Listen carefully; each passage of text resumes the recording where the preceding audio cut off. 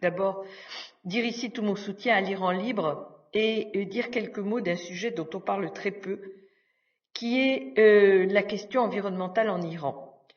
La répression que nous connaissons tous appelle, pour des raisons qui sont évidentes, l'essentiel des commentaires. Mais l'Iran n'échappe pas plus que les autres pays de la planète, à des problèmes environnementaux absolument majeurs et en particulier des problèmes de très grande sécheresse. Des paysans ont été jusqu'à occuper la rive une rivière totalement sèche pour réclamer de l'eau.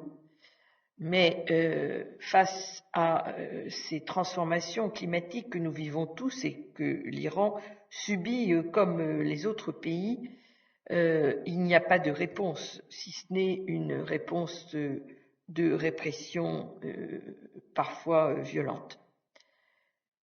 Je pense donc que la solidarité avec l'Iran, elle doit aussi se manifester sur ces sujets-là.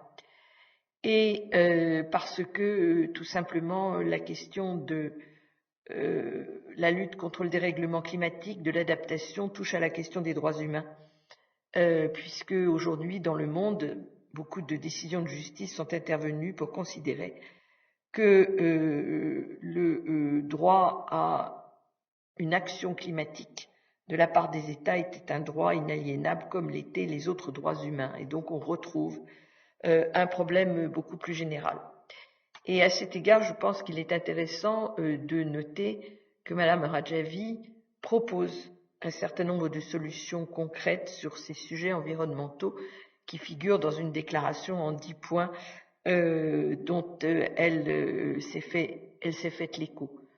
Je pense que d'aborder le sujet de l'Iran aussi par ce biais de l'environnement est quelque chose d'assez novateur, mais qui peut permettre peut-être à une plus grande partie de citoyens de la planète de prendre conscience de la situation iranienne et du fait que ce pays n'est pas différent des autres, en ce que les Iraniens et les Iraniennes sont soumises aux mêmes catastrophes climatiques que les autres habitants de la Terre. Merci de votre attention.